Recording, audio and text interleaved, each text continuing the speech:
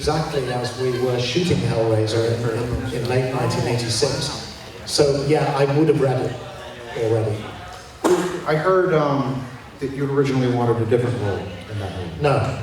That's just a nasty, nasty rumor. I told this story slightly with my tongue in my cheek once in a meeting.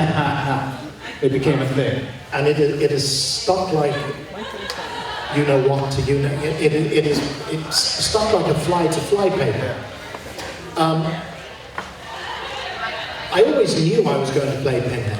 When Chris Fig called me to kind of finalize things, he said, "Look, by the way, there is this one other part still open," and that was playing one of the guys who delivered the mattress to the house when Larry snags his finger on the banister and bleeds on the floor, which kickstarts the process of bringing Frank back to life. What I said in the interview, and this is actually true, there was a moment where I thought, this was my first movie. And I had a purely actorly thought in my head, which was, if I'm going to be in a movie, maybe it's good for people to be able to see me. So if I'm going to auditions and people say, "Oh, what have we seen you in recently?" I can say, "Well, I was in Hellraiser and I was in that scene. I was that. Oh yeah, you were that guy." And there was a thought in my head of, I'm going to be in this movie playing this guy with no name, covered in latex and nails. How is that going to happen as an actor? How? But that was all I said, and this keeps coming back to me over and over again, that I desperately wanted to play the mattress. I'm not sure I would be sitting here today if I had made that choice. Well, you might have played the shit out of that. Your motivation for delivering the mattress. Well, you might have done it so well that you would have been here anyway. Hey, who's coming to HorrorFest? Remember the guy who delivered the mattress? Fuck, that's my favorite actor. It was on screen for 90 seconds, but a devastating. The way he handled that mattress, it felt as though he was one with the mattress. And I would tell you how I worked with the world's greatest mattress stuffers, hand-stitched mattresses myself, and I slept on a mattress for weeks. I would have made Daniel Day-Lewis look lazy. People would line up to tell you that they've never looked at mattresses this day. You gave me my first mattress night. So, but no, I think there was never any doubt in my head that this guy with the nails was a little bit more interesting, a little bit more of a challenge as an actor than playing the guy who delivers the mattress. Well, you played him 8 times. The guy who did play the mattress delivery guy had also been in a dog company with us. Really? Oliver Parker, who went on to play Pelican in Nightbreed, and is now a director. That's fantastic. I worked with him in An Ideal Husband, and he directed a really good adaptation of The Picture of Dorian Gray a few years back with Colin Firth, which I thought was outstanding. So that's what playing the mattress man did for him. He reprised his role in Hellbound. True. So I would have got a sequel out of it. That's right. Instead, you got 18 as that other guy. Not the mattress guy that we all wish he played, but as Pinhead. Let's talk about Hellraiser 1 through 8. And would I be correct in saying the first one was your favorite? Correct. Second one is my favorite. Yes. And I know a few people who feel the same. I love the first. I was hoping for the remake with you that rumors started swirling about 3 years ago. Okay. What happened? Do you know what happened with that? Well, so I first caught wind of plans to remake the first Hellraiser movie in a Marriott hotel in Birmingham, Alabama. 9 years ago this October. 9 years ago. That was the first time that it was announced. And it was announced all guns blazing. Clive was going to direct it and write it. And Clive was terribly excited about the opportunity to remake this film using CGI, which I flatly disagree with him about, by the way, but that again is another discussion. And here we are 9 years later, and nothing has happened. Now, nearly 3 years ago, I was at Spooky Empire convention in Orlando. Steph and I arrived at the hotel Thursday evening. We went down to the restaurant. As we sat down, Steph looks at her phone and says to me, what's all this about you having signed up? It's on fearnet.com that you've signed up to be in the remake that Clive is going to write. And I said, do what? So here, Clive had announced on his Facebook that he had had a phone call from the Weinsteins that they wanted to get this remake going forward. Clive had said he would write it. Not going to direct it anymore, but he would write it. I think, honestly, only because Clive would rather be, what do they say, in the tent pissing out than, you know. And he said on his Facebook that he had told the Weinsteins, okay, we'll do this, I'll write it. I want two things, creative control and Doug. And that they had said yes. By the time our appetizers had arrived, this is being reported on Fangori's website and on dreadcentral.com. And by the time we were back up in the room, there's a story running in the Los Angeles Times with my name in the headline that I've signed up to do the sequel. Well, so here we are, nearly coming up 2 years later, I think, and nothing's happened. And as far as I know, nothing is happening. I don't know anything more than the rest of you will know from reading the internet, because to this date, in all of that 9 years, nearly, to this point, nobody from Dimension Films has ever said one word to me about it, one way or the other. Either, you know, we're going ahead with this, and we're not using you, so take a hike. But would you like a cameo in it? Maybe as the mattress guy. Yes! Can we circle back around to The that? mattress delivery guy in the remake.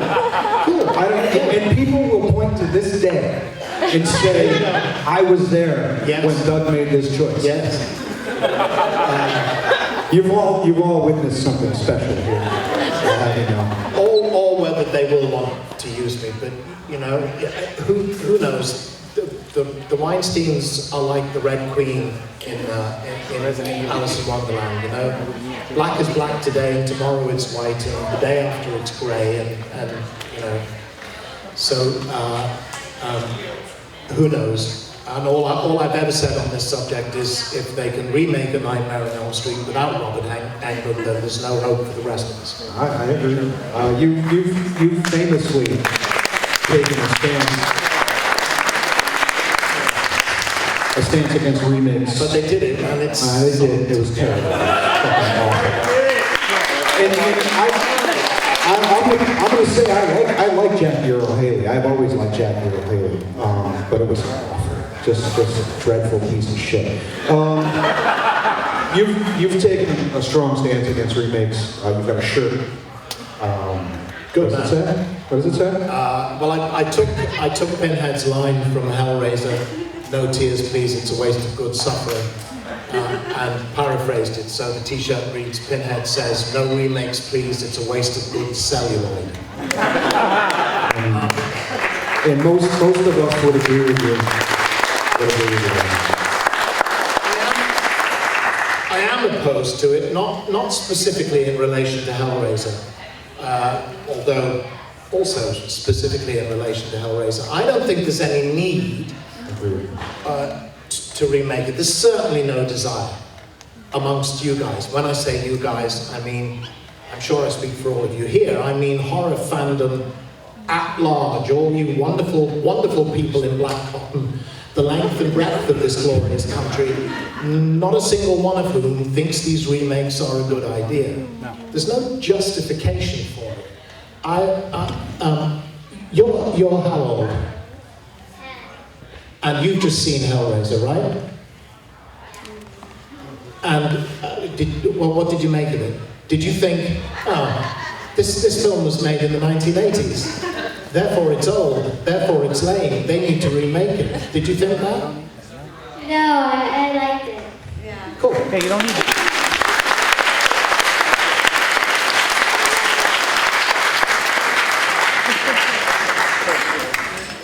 You should ask yourself questions about your mother allowing you to. Not sure what you're saying, my 4-year-old is here. But this is an important point. There is a generation of people who weren't alive when this film was made. I mean, God help us, in 2 years' time it will be the 30th anniversary of the release of this movie. People who weren't alive when we made the film, who come to me and say, oh my God, I've just seen Hellraiser. It was amazing, it was incredible, it gave me nightmares. And when I was thinking about this, I've said before, my favorite horror movie is 80 years old this year. Which is? The Bride of Frankenstein.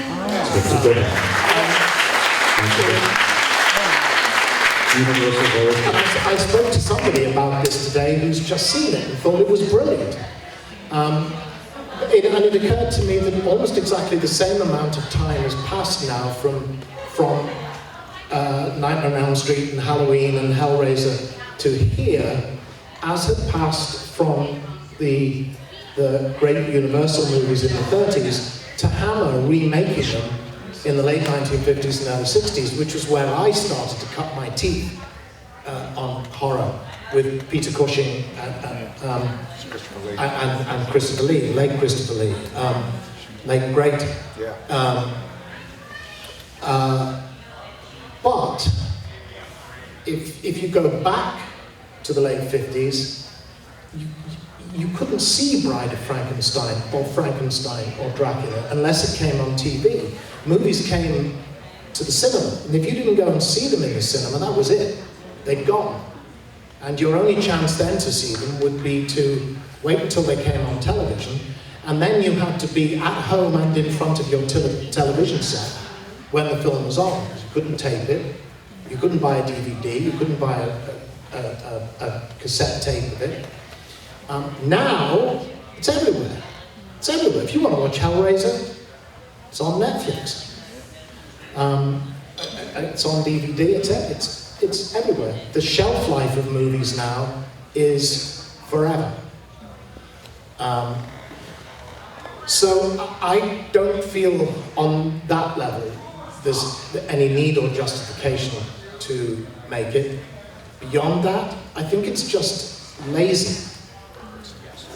In my opinion, the job of the suits of the studios is to be investing money in new talent, not taking an easy, comfortable ride on the back of work already done. It is their job to be finding the new Toby Hoopers and Sam Raimis and Wes Cravens and Clive Barkers, etc., Sean Cunninghams, and so on. And don't tell me those people aren't out there and that talent isn't out there, because I know it is, and it's not being invested in. Not least because Hollywood has become such a horribly conservative place. And I've said to Clive that if we imagine a universe in which Hellraiser doesn't exist, if he went in to see Bob Weinstein on Monday morning to pitch Hellraiser to him in all its sadomasochistic glory, they would turn him down flat. One of the great things of horror movies in the 70s and 80s is that people New World took a risk. Clive had never really set foot on a proper film set in his life. He didn't know about lenses, he didn't know about lighting. He just had a vision in his head, and full credit to New World, because they took a risk on him, they took a chance on him, and they said, here's the check, go and do it. That would never happen now. They might take the script, but they sure as hell wouldn't let Clive direct it. They'd give it to somebody who'd already directed a couple of things. So I've even gone as far as with this as urging. I get drummed down to the Screen Actors Guild for this. So I hope there are no moles in the audience. Urging you as fans. We all want to see these remakes. It's like slowing down on the freeway for the car wreck. You do want to see it. You do want to see if there's any blood or any bodies lying around, before you accelerate and move on. And I went to see Rob Zombie's Halloween. Halloween, for me, is not only one of the greatest horror movies ever made, it's one of the greatest movies ever made. It's a brilliant piece of filmmaking. And I'm sure there are Rob Zombie fans in the audience. I hated Halloween. I hated it. Not least because, so he starts with the damn hillbilly family again in Haddonfield. We know this is a well-heeled suburb. What is it with hillbilly families, Rob? Stop it! And stop putting your wife in movies.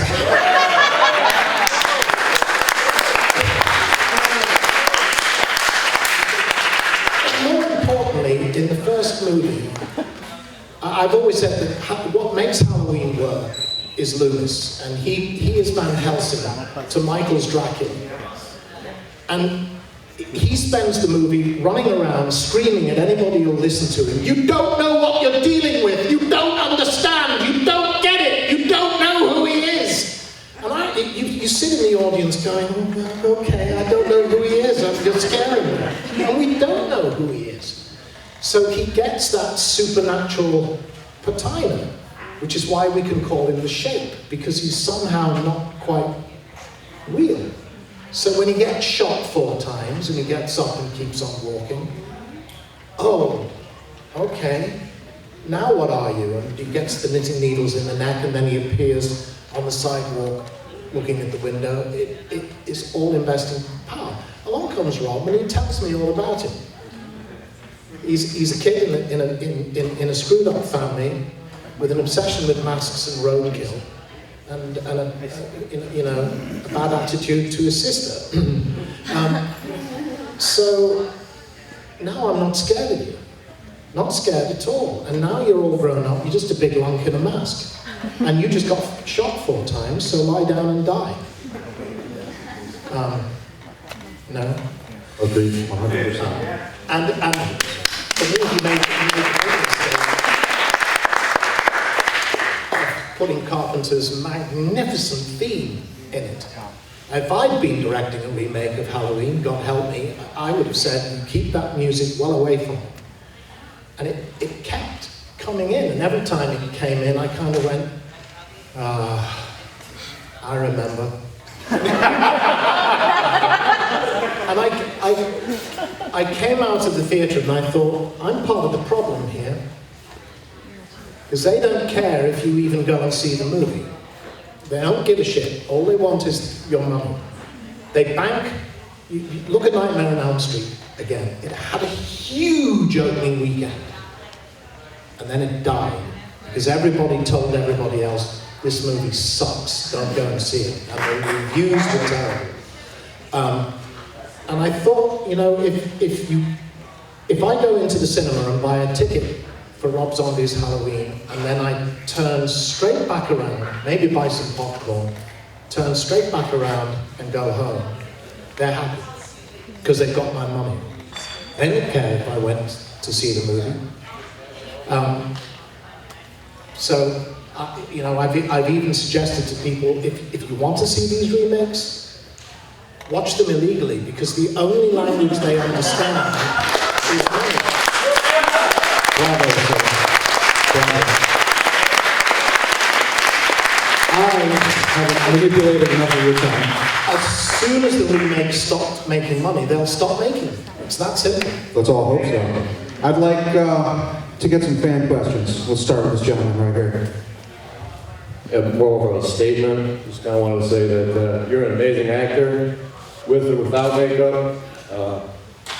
The Hellraiser franchise, 1 through 8, is amazing. I've never seen the last one because you're not in it. I think that series was amazing for 2 reasons. One was because Clive Barker took his book and was able to direct it, bring his mind to the screen. You were able to play that main character. And more to the audience, I think an example, when you watch Hellraiser, it's easy to see what a gifted man Doug Bradley is. But if you really want to step outside the box, there's a low-budget film called Scream Park. Okay? It's absolutely worth watching because it is a very low-budget, poor film. The actors aren't that great, so there's no character development in the film.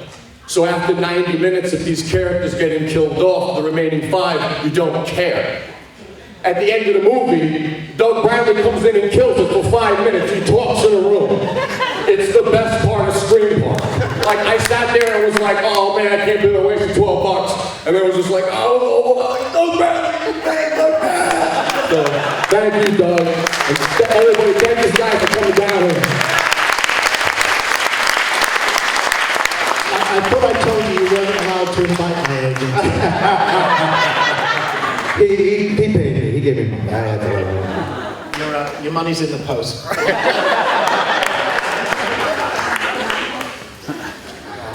Yes. I don't think it's even 5 minutes, is it? It's one scene. Don't get too excited. Hey Doug, how you doing? I'm doing very well. Glad to talk to you again. And you? Awesome. You know, I got to meet Leatherface and Pinhead, so my day's good. Anyway, just I guess back to the movie thing. Just curious, what was your inspiration for Pinhead? I mean, he seemed like he came from royalty. He had what's your inspiration for acting? When you, I know every actor gets asked that question, but this is interesting because Pinhead had a certain feel to him. You know, sort of like almost like he came from royalty. Like he was, you know, don't mess with me, I know what I'm doing kind of thing. But well, when you were playing him, when you first saw it on paper, and you decided, you know, how am I going to do this? What were your thoughts? What's your motivation? I didn't want to say that. What's wrong with that? That's what I did. Everybody says it. Well, you know what Hitchcock's answer to that was? If an actor asked Hitchcock, what's my motivation, he said, your paycheck. Yeah. There you go.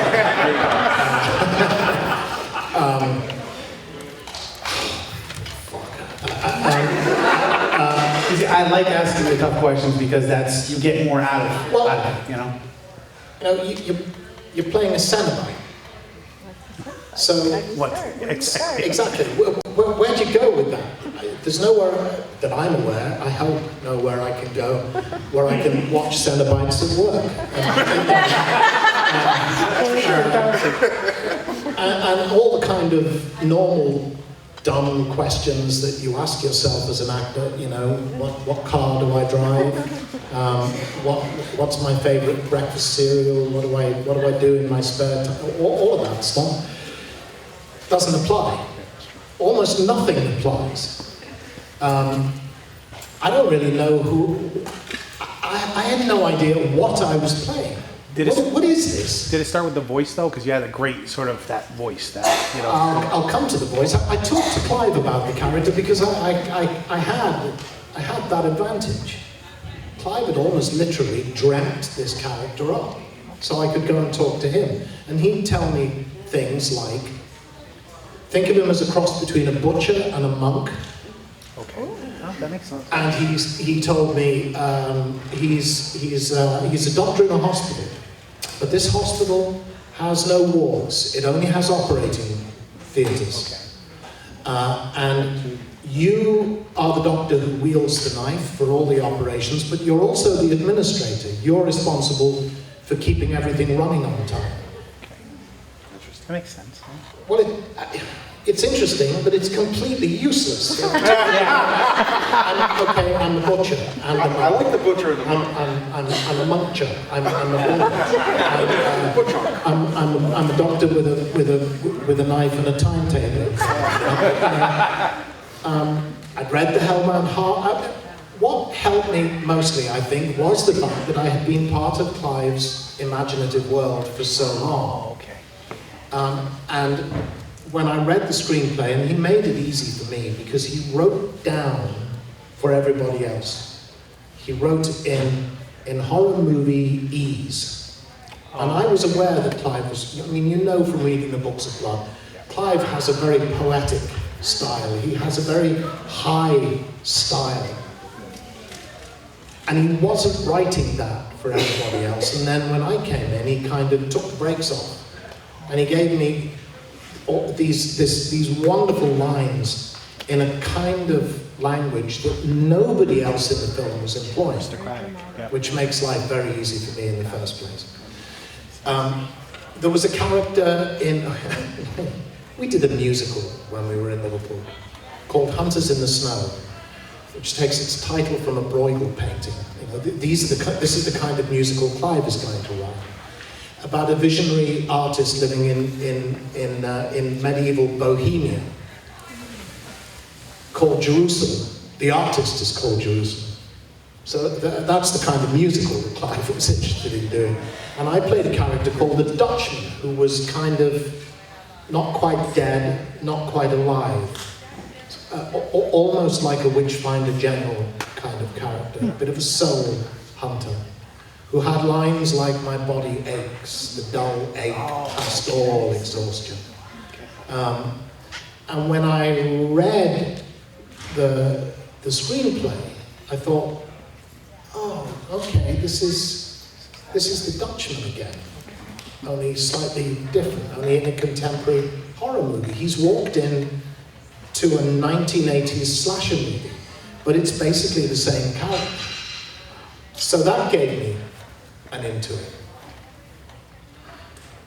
The key to it for me was getting the makeup on, and I make no apologies for that. You know, Daniel Day-Lewis can take a jump. This is true for so many actors. I sat in front of the mirror for 20 minutes and just stared at this thing in the mirror. No amount of preparation can come near what that is. When Laurence Olivier played Richard III on stage before he did it on film, he said he found his Richard between the technical rehearsal and the dress rehearsal, because he got his costume on and his wig and his fake nose for the first time. Then he looked in a mirror and he thought, okay, I've got it. Now I know what I'm doing. So, you know, you get the inside out, outside in argument, which is kind of the method against, it's almost like an American approach to acting against an English approach to acting. There's a wonderful, wonderful British comedy actress that probably none of you will have heard of, she's dead now, called Beryl Reid. She was wonderful, and she said, when asked what her key to characters were, she said, "Darling, it's the shoes. Oh. If I know what shoes she wears, I know everything about her. If I can't get hold of the shoes, I can't find the character." Alec Guinness used to, when he was a young actor at drama school, he used to follow people around London. He'd look for interesting walks, and he'd follow them, and he'd mimic the walk to try and find out what happened in his head when he walked like this. What makes you walk like that, as opposed to in a different way, you know? If you're in the military, you don't walk around like this, you know? If you're in the military, it's all that, and you walk like that, you know? and you walk with a purpose and an intent, and yes sir, no sir, yes sir, it's all that. So as soon as you change your physicality, you change the attitude in your head. You know, if I walk around like the hippie I used to be, I walk around like an attitude that says, you know, fuck you with you, yes sir, no sir, I don't care, I don't give a damn. I'll do it in my own time if I want to, okay? You know?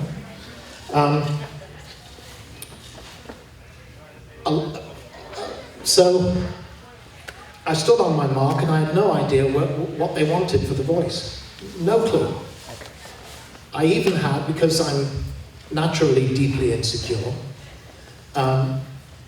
I thought there was a very strong possibility that they would ask an American voiceover artist to revoice it. I didn't know.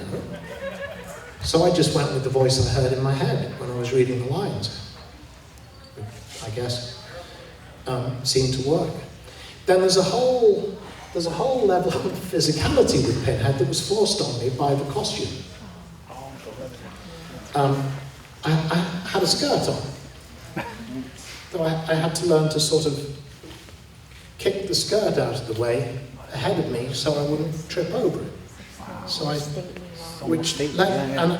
oh, this is kind of cool because I'm not really walking. Pinhead hasn't got legs. He just floats along. That's cool. I can use that. But I didn't find that. The skirt found it for me. The first costume was brilliantly made and very difficult to wear. The collar was very stiff. And the front of it was very stiff, so if I couldn't sit down like that. It's a bit like wearing an Empire shirt front, starched white shirt front.